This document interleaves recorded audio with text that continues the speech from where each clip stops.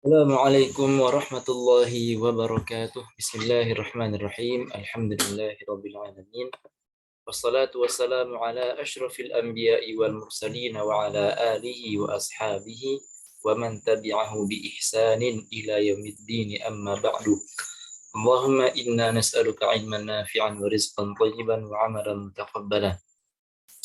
Marhaban, ahlan wa sahlan dalam pembahasan kitab Al-Adabul Ashrah, 10 adab yang ditulis oleh Syekh Al-Utsaimin hafizahullah ta'ala. Telah sampai kita pada adab yang keempat, Al-Adabur Rabi', adabul kalam, adab ketika berbicara.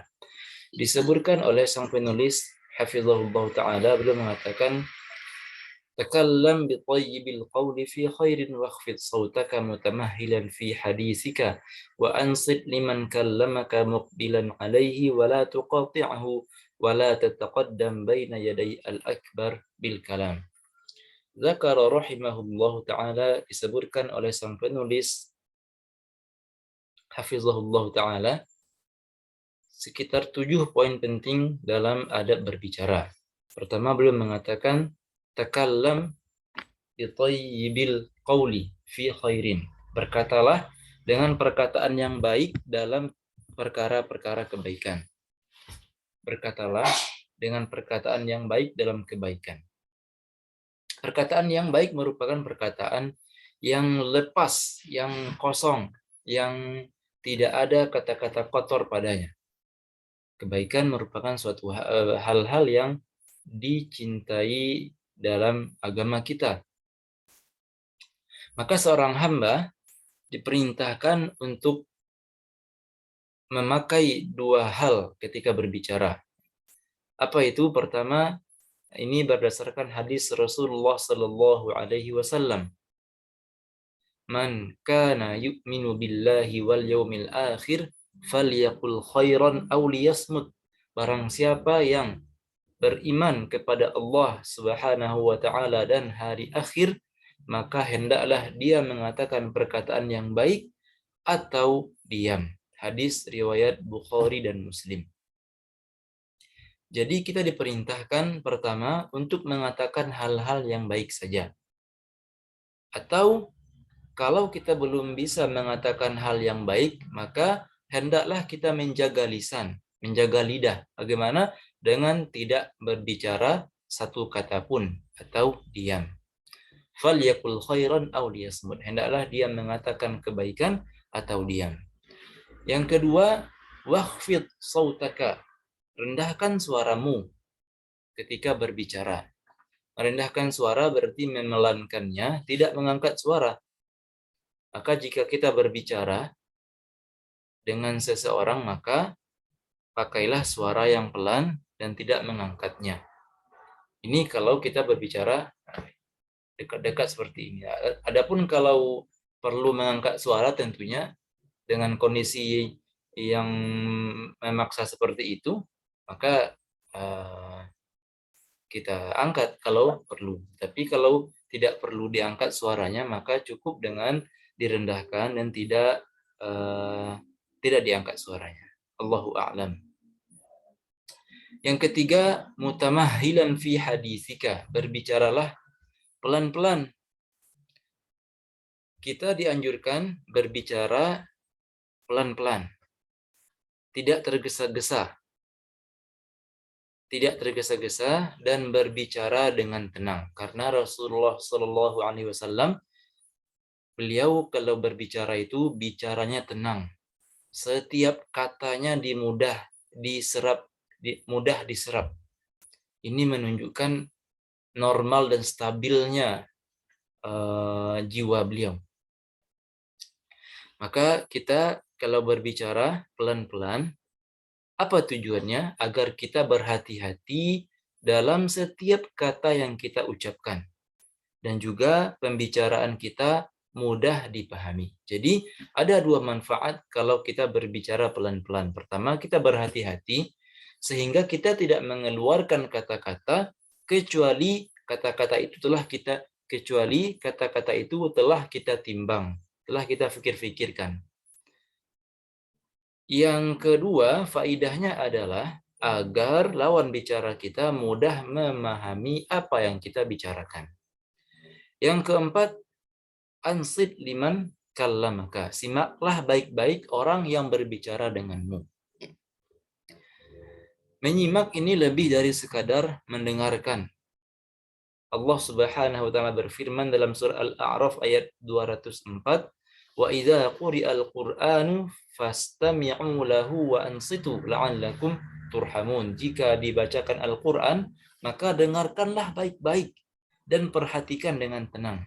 Jadi intinya menyimak ini lebih tinggi derajatnya daripada hanya sekadar mendengar. Mendengar, barangkali sambil mendengar itu kita masih bisa mikir-mikir ke yang lain atau bicara dengan orang lain. Tapi menyimak, itu kita fokus kepada lawan bicara kita. Kalau menyimak itu lebih tinggi, kita fokus kepada lawan bicara, fokus mendengarkannya, dan juga kita nggak bicara dengan orang lain. Intinya kita fokus kepada lawan bicara kita. Nah, apalagi kalau menyimak ini kita lakukan dengan lahir dan batin. Telinga dan juga kita dengarkan, kita simak dengan hati. Yang ketiga, muqbilan alaih. Kalau kita berbicara dengan orang lain, maka hadapkan badan kita kepadanya, menghadap kepada lawan bicara. Ini merupakan adab yang sangat bagus sekali dalam agama kita. Menghadapkan badan kepada lawan bicara. Tujuannya agar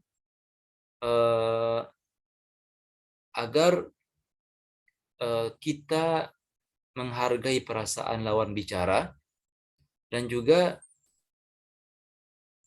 dia juga pasti akan lebih respect kalau kita berbicara dengannya sambil menghadapkan badan. Berbicara berbeda kalau kita berbicara dari samping ke samping, atau malah berbicara dengan orang yang di belakang kita akan beda rasanya kalau kita berbicara saling berhadapan. Jadi ini tujuannya adalah menghargainya dan juga menjaga perasaannya. Yang keenam, kata beliau adalah wala tuqati'hu. Jangan memotong pembicaraan lawan bicara. Jangan memotong perkataan orang lain. Kalau kita sedang berbicara dengan orang lain, maka kita dengarkan baik-baik sampai lawan bicara kita selesai dari pembicaraannya. Jangan sampai kita potong, agar maksud dari lawan bicara kita serap sempurna dan tujuannya sampai kepada kita semuanya. Dan terakhir, wala tataqaddam baina yadayil akbar bil kalam. Jangan mendahului orang yang lebih besar ketika berbicara. Nah, agama kita menjaga hak orang-orang yang lebih besar. Agama kita menjaga hak orang-orang yang lebih besar. Di antara hak yang dijaga itu adalah hak ketika berbicara. Bagaimana cara menjaga haknya itu? Yaitu orang yang lebih kecil jangan mendahului orang yang lebih besar ketika berbicara. Ini kalau tema pembicaraannya satu. Misalnya,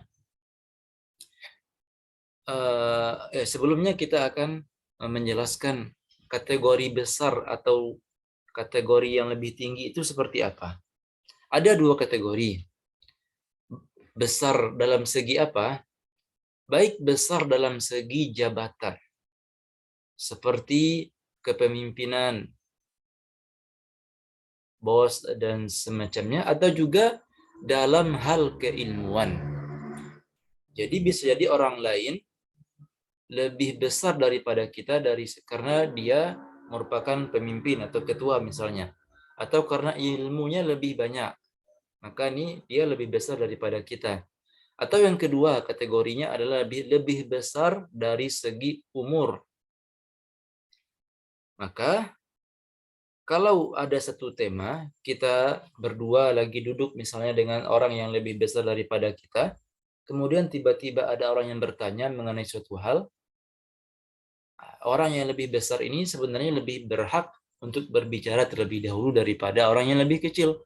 Apalagi dalam hal keilmuan. Tentunya yang lebih alim lebih berhak berbicara daripada yang di bawahnya dari segi keilmuan, seperti itu. Nah, Karena Rasulullah Shallallahu Alaihi Wasallam bersabda, kabir kabir, dahulukanlah yang lebih besar, dahulukanlah yang lebih besar, kata beliau Shallallahu Alaihi Wasallam. Nah, di sini disebutkan oleh sang penulis di akhir bab ini belum mengatakan di sini ada isyarat, sebuah isyarat untuk para penuntut ilmu agar tidak mendahului ulama dalam membahas sebuah permasalahan yang baru, agar penuntut ilmu tidak berbicara di hadapan para ulama. Karena yang diperintahkan untuk berbicara mengenai masalah-masalah agama adalah para ulama. Penjelasan mengenai agama kita ini diserahkan kepada para ulama, karena inilah merupakan kewajiban mereka. Sedangkan para penuntut ilmu yang masih pemula, ini mereka diperintahkan untuk cukup mengikuti ulama saja, atau cukup mengikuti perkataan guru mereka, sambil terus belajar tentunya. Maka kewajiban ulama adalah menjelaskan agama, sedangkan penuntut ilmu, kewajiban kita adalah bukan demikian. Kita serahkan kepada para ulama dalam menjelaskan perkara-perkara agama ini. Namun nanti penuntut ilmu, jika penuntut ilmu ini sudah mulai matang dan sudah sampai ke derajat ulama, maka dan jika dibutuhkan dia berbicara karena dia sudah matang ilmunya, jika dia dibutuhkan untuk berbicara, maka ketika itu nanti silakan berbicara mengenai hal-hal yang wajib dia bicarakan. Maka inilah adab berbicara yang disebutkan oleh Syekh Shalih Al-Utsaimin dalam kitabnya Al-Adabul Ashrah. Semoga ada manfaatnya. Jazakumullah khairan, barakallahu fikum, wallahu ta'ala a'lam. Subhanakallahumma wa bihamdika asyhadu an la ilaha illa anta astaghfiruka wa atubu ilaik. Assalamualaikum warahmatullahi wabarakatuh.